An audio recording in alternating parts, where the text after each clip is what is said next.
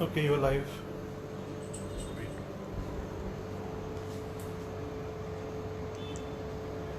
Hello everyone, welcome once again on the Amul Live FB show. I'm Meher Dasondi, representing Don Bosco College of Hospitality Studies, and on behalf of Amul and Don Bosco, I wish everybody a very blessed Navratri. I want to give a special thanks to the entire Amul team, especially to Shashank, Abhishek and Vishwajit, who have taken us through a lot of these events. In fact, all of the events, I would say.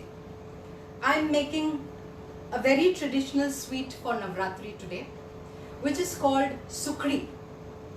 Sukri, also referred to as Gaur Papri, Gol Papri, Gaur Papri. Navratri is a festival celebrated throughout the country. Very, very, happily celebrated in north of India, in Gujarat, Maharashtra, in Bengal, central India, and actually in every part of the country. I'm going to begin with my Sukri, and I'm going to plate it along with Shrikhand. My Shrikhand, which I'm making, I've given it a slight twist. Our traditional Shrikhans contain a little bit of cardamom powder, sometimes saffron. We also happily put in mango, we put in fruits. I've chosen to put in basil. Basil and a small hint of a very special extract which I love using. I'll show it to you when I go through it. Let's start with our Sukri.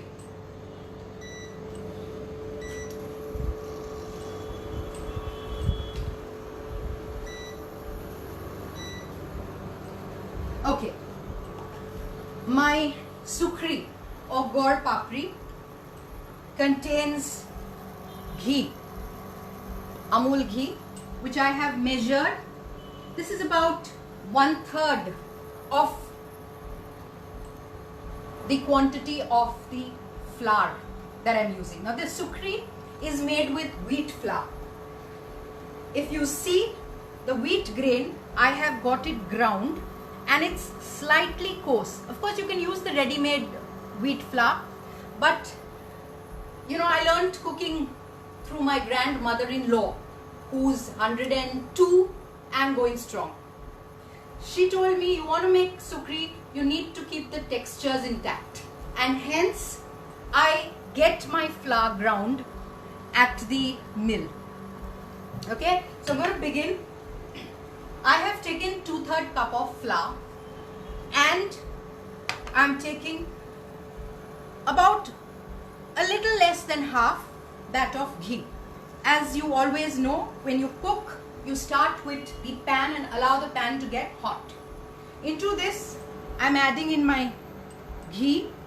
Always note, guys, you must allow your pan to heat up before you add anything. I'm allowing the ghee to heat up, to melt, and into this I'm going to add in 2/3 cup of flour. This Sukri is like eating a wheat fudge. Delicious, tasty, and you will see how the flavors. I can actually smell the ghee right now, guys. Amul ghee, it's smelling yum. Into this, you can see my ghee is already sizzling. Can you see that? It's beginning to sizzle. Now I'm adding in all the flour. Now by volume, like I said, I've used 2/3 quantity of wheat flour and a little less of ghee. Yes, this dish is completely made with ghee. It's an offering made. Has to be very, very rich and delicious. No two ways about that. I need to cook this flour till it gets into what we call a gulabi color. Really a nice gulabi color. Now this is for those who might want to know this in Hindi. मैंने घी लिया है, गरम हंडी के अंदर मैंने आधा से थोड़ा कम कप घी डाला, उसको उबालने के लिए रखा और उसके अंदर हमने 2/3 कप यानी आधा से थोड़ा ऊपर गेहूं का आटा जो हमने घंटी में दराया था वो हमने डाला है. I am going to cook this for at least 10 to 12 minutes. Okay, till the color becomes what we know as gulabi. How will we know that the flour is cooked? You'll be able to make out from the color, and you'll be able to make out from the smell that emanates when the flour cooks. Now all of us know that Navratri is a celebration of femininity. It's a celebration of woman power. So it's a celebration of all of us wonderful ladies and gentlemen, especially all women, women in power, women in hospitality, Indian women in hospitality. Here we are celebrating everything that a woman stands for: power, determination, passion, enthusiasm, a love for all the arts. And that's actually what Navratri does. Do you know that Navratri is celebrated twice in the year? And it's celebrated both times at the break of seasons. Once at the break of summer and once at the break of winter, which is what we are celebrating right now. You know, this is actually not just the onset of winter as we're going to hopefully see it, but it is also, today is Navami, okay, the 9th day of Navratri. The color that we celebrate, life, growth. It's a time for reflection for many. It's a time for dancing, it's a time for feasting, it's a time for celebrating all the arts, right from dancing the Garba to singing the beautiful traditional folklore songs and thoroughly enjoying your time. Yes, some of us have a time of fasting and reflection, but for most of us it's a time of celebrating, eating, feasting with our family, and that's what festivals are for feasting, celebrating life. So here I am cooking my flour very gently on a medium low flame. To this I am going to add in 1/3 cup of jaggery. Okay, gaur papri. The word gaur literally means jaggery. Papri means small cut slices that we are going to do. I've already made a batch and I've kept it over here. You can see it, and you know we're going to use it in my mixture. I'm also going to add in about you can see this is around 80 grams of chopped cashew nut, just to give it a textural difference. I want to offer the best, and hence I'm using cashew nuts over here because I'm going to use some other ingredients whilst I do my plating. Okay, so here I'm cooking. I'm going to flavor this with two very special ingredients which were shared with me by my grandmother-in-law. I'm saying grandmother-in-law, guys, because I've learned literally all of my Gujarati cooking from my grandmother-in-law. I'm going to flavor it with two ingredients. One is this dynamic flavor of nutmeg, and two, I'm going to flavor it with a hint of ginger powder. Unlike the traditional cinnamon or the cardamom, which is actually cardamom, not even cinnamon, but yes, there are some people who like using the flavor of cinnamon, and I do use cinnamon a lot in my desserts as well, guys. But this one specially calls for offering the flavors of nutmeg as well as of ginger powder, dried ginger powder, and that's going to be the flavor of my gaur papri and the flavor of the shrikhand, which I'm going to offer also as a contrast. Now, whenever cooking, okay guys, sorry, I'm just looking at the time because I know it's going to take me approximately 12 minutes, of which we've finished about 6 or 7 minutes. What is important is when you cook, of course you naturally need to enjoy what you're doing, but you need to cook with a lot of sharpness, a lot of alertness, and when you want to cook, you cook with flavors, which is naturally what we're all looking out for, but we also want textures to come in. Hence, like I've explained, I've used a slightly grainy flour. I'm also going to increase the texture by adding chopped cashew nuts inside it. So once again, there's going to be a bite and a mouthfeel to it. The flavors that I'm using, like I've explained to you, are ginger powder as well as nutmeg powder, and my Shrikhand is going to have basil. Along with basil, I've got one special ingredient. Like I said, I'm going to mention it only when I use it. So I am actually using a plethora of flavors. What is important is that you see that you balance flavors. No point in any flavor not complementing each other. Very, very important. Okay? So I'm still continuing cooking off my sukri or gor papri. I've done it now. It looks almost like 9 minutes. I can see it beginning to become darker. When we say darker, the color that, you know, my mother-in-law, grandmother-in-law used to say is gulabi. It is beginning to darken and become gulabi. Now, when you make gor papri, you want that bite and that feel that comes through. Now, for an elderly person who might find, you know, you don't have teeth, and that's going to be something that we're all going to have to, you know, learn to accept as we grow older. What my mother-in-law does, grandmother-in-law also does is, after she cooks it up, she also adds in a couple of teaspoons of milk. I'm not adding that today because when I plate it, I'm going to plate it with a sauce. I'm plating it with this sauce. You can see I've got some Amul Masti Dahi. I've got a little bit of honey, and I've got one very beautiful ingredient, which is chopped fresh turmeric. I'm going to actually plate my sauce with this. Into this, I'm going to add in a little bit of milk. Just a little bit, guys. I don't want it very liquidy. Just a teaspoon of milk. And I'm going to also add in a small dash of ghee. This ghee will give it the glossiness that I want, what I'm looking out for. I have to continue to remember to stir my sukri mixture. As you can see, the oil is now beginning, or rather the fat, not the oil, is beginning to literally separate and come up on the top.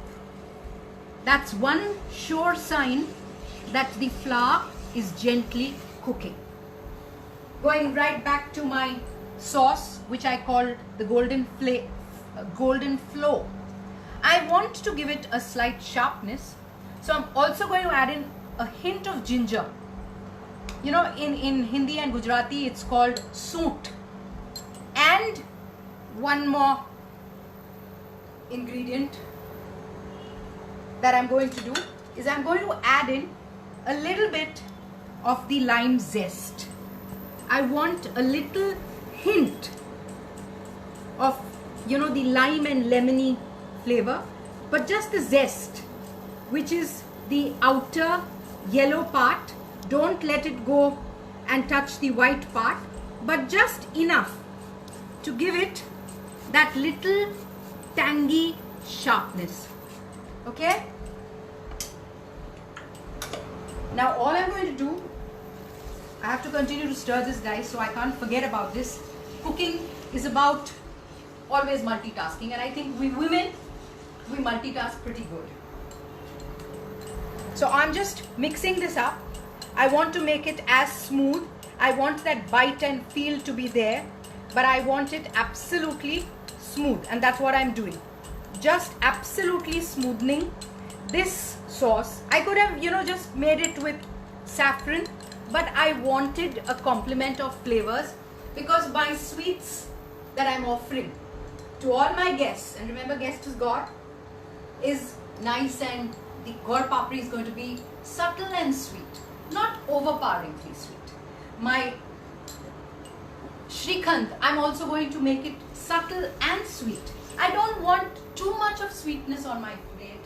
I want that sweetness to be balanced. Okay, we finished with 12 minutes. You can see the oil has nicely separated, and I can actually get the aroma of the cooked flour.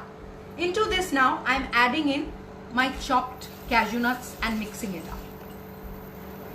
Now, careful guys, this is the stage when I'm going to be adding in my jaggery.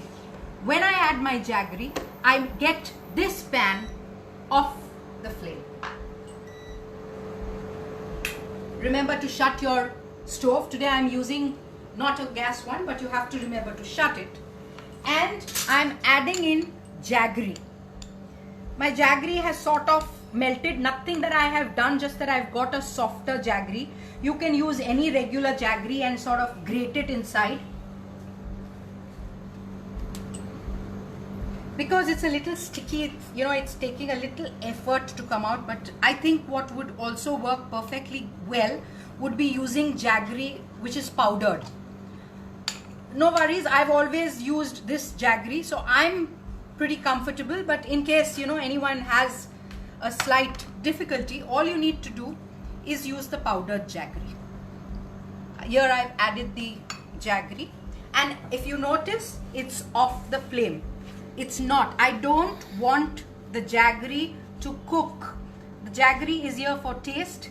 The jaggery is here for, you know, the sweetness that I'm looking out for, and for the fact that it's going to bind and bring the entire mixture together. Yes, it calls for a little bit of, you know, muscle power whilst mixing it, but the important part is not to allow the jaggery to cook. If the jaggery cooks, your Gaur Papri is going to end up sticky. It's going to end up chewy. You don't want that. We want it to be what we call a papri. So here, as you can see now, the jaggery has completely mixed in, because as long as heat is present, cooking is taking place. So to a small extent, the jaggery has been cooked up as well, because this is an extremely hot pan of wheat flour. Can you see how it's come together? Can you see that? It's actually leaving the sides of the pan. It's come all together. Now all I'm going to do is place it in this oiled vessel. But before that, I need to flavor it. So here I'm taking nutmeg, and I'm adding the nutmeg, just shaving a little bit of nutmeg, just a little bit for the flavor. To this, I'm also going to add in a little like maybe 1/3 of, you know, a spoon of ginger powder. Mix it all up thoroughly.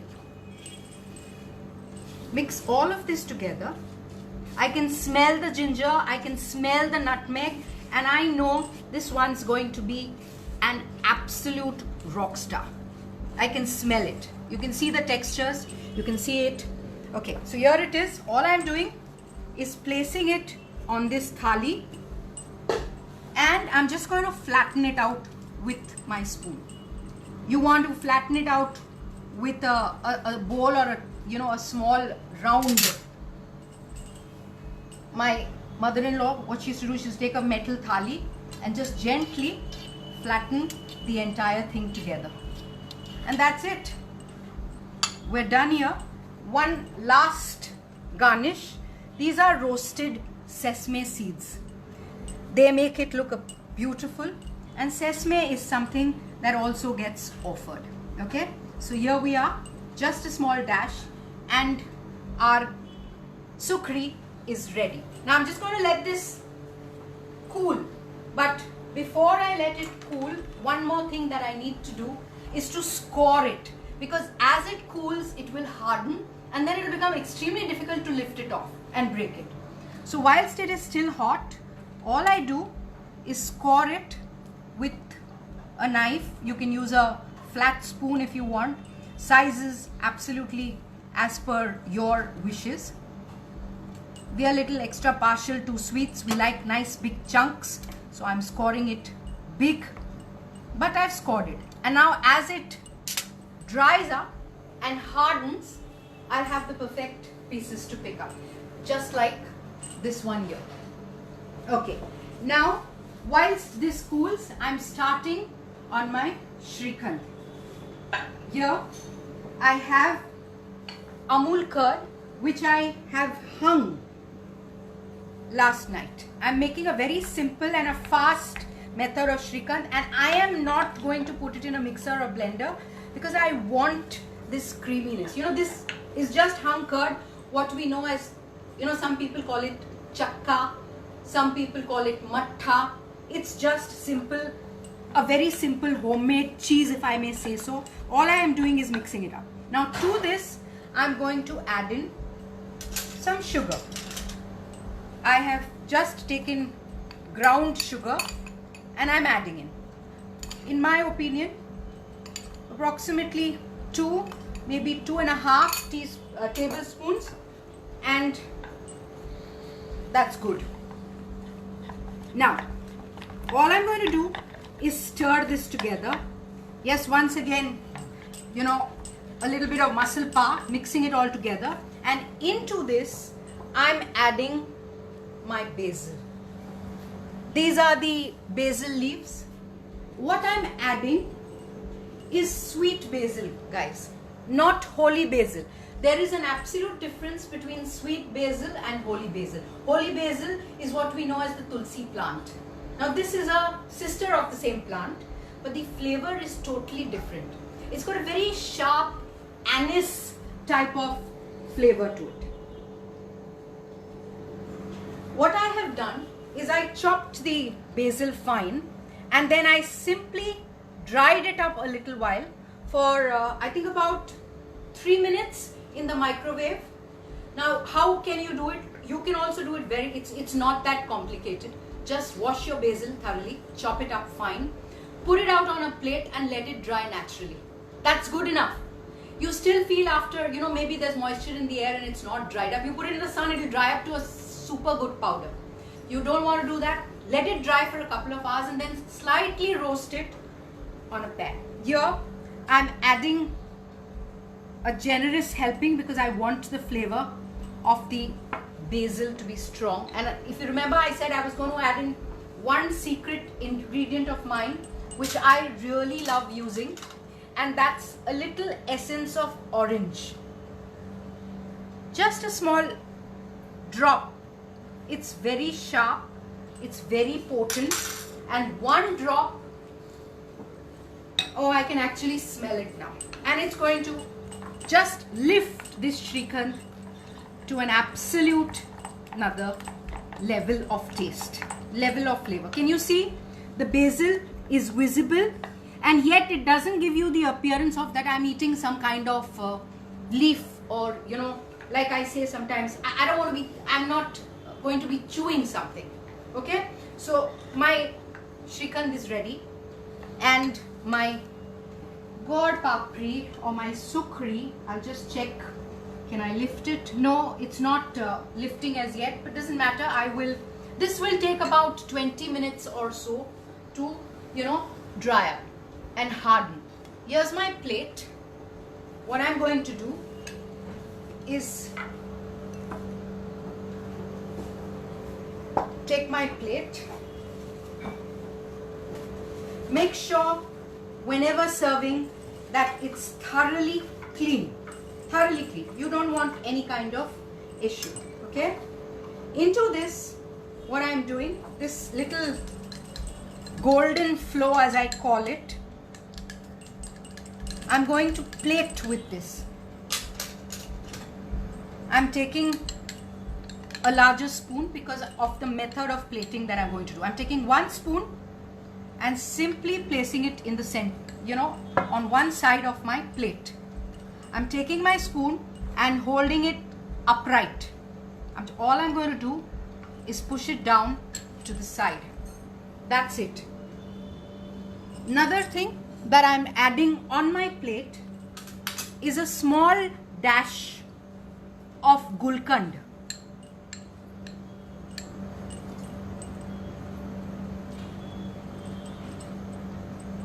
Now if you realize what I have done, and it's simple, I have actually done the impression of haldi and kunku, but I've used fresh haldi, yes, in my golden flow. All I've taken is, fresh haldi is available in this season perfectly, and I've made my little sauce with that. I'm taking my Shrikhand and I'm just simply going to take it. I'm not even going to do any fancy shaping.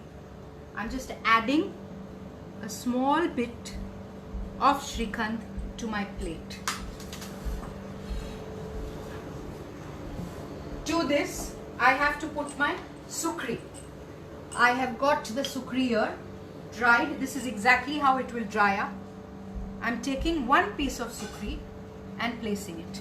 You want to add in a second piece? By all means, take a second piece and add it on.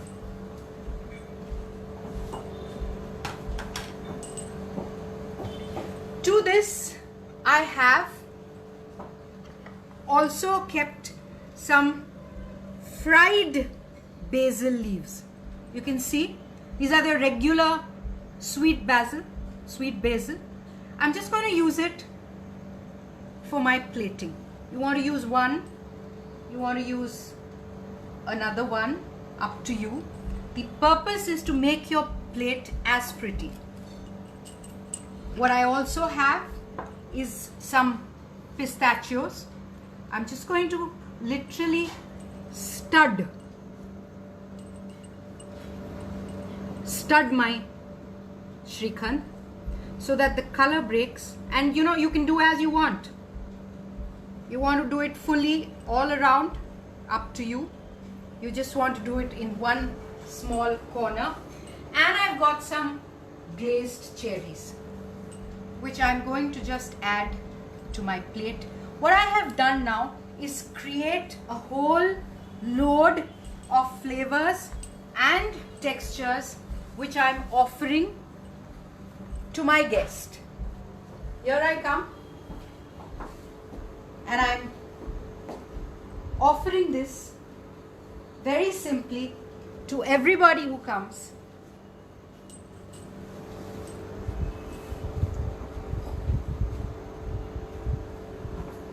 I hope you've enjoyed it. If there are any questions, do feel free to ask me. Thank you very much. Happy Dussehra to everybody. Dussehra is actually the onset of Diwali. In 21 days from now, we will be right in the middle of Diwali. And how beautiful a festival, to celebrate a festival with the onset of another festival. Lovely. I hope you've enjoyed it, guys. Thank you so much.